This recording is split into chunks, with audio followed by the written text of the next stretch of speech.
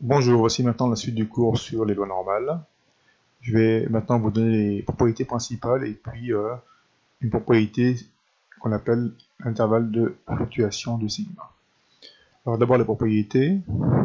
Alors c'est vraiment les deux premières qui sont à connaître, les autres se déduisent assez facilement.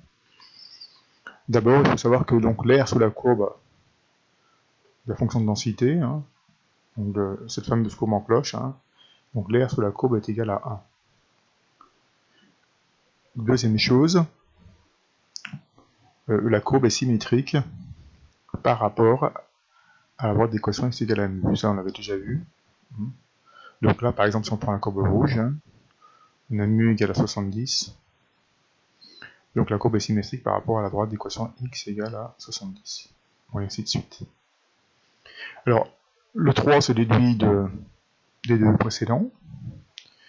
Puisque l'air total donc, est égal à 1, eh bien l'air après mu est égal à l'air avant mu, puisque la courbe est symétrique par rapport à x égale à mu. Et donc, si l'air total c'est 1, là on a la moitié, et là on a la moitié, puisque c'est symétrique. Donc 0,5 pour P de x plus grand que mu, et 0,5 pour P de x inférieur à mu. Voilà. Il n'y a pas besoin de vraiment retenir les propriétés 4 et 5. Dernière chose, à propos des courbes. Donc là vous avez 3 courbes qui sont représentées. Ce qui les différencie en fait c'est la valeur de mu, mais elles ont un même écart type, c'est-à-dire que sigma c'est le même. Alors qu'est-ce qu'on remarque? Les courbes sont les mêmes, elles sont juste décalées, puisque la première, comme mu égale à 70, elle est symétrique par rapport à x égale à 70. La deuxième, elle est symétrique par rapport à x égale à mu, donc x égale à 80.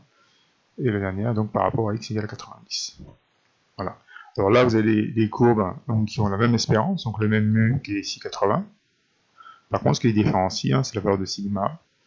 Et on voit que donc plus la valeur de sigma augmente, plus la courbe est aplatie. Dernière chose, donc c'est une propriété qui est à connaître. Alors, on a toujours notre courbe. Ici, la valeur d'équation x égale à mu. On considère que grand X suit une loi normale, l'espérance mu et d'écart type sigma. Et voilà ce que dit la propriété. C'est que la probabilité que x soit compris entre mu moins 2 sigma et mu plus 2 sigma, elle est égale à 0,95. Ça veut dire que l'air qui est entre mu moins 2 sigma et mu plus 2 sigma est égal à 0,95, et ça, quelle que soit la valeur de mu et de sigma.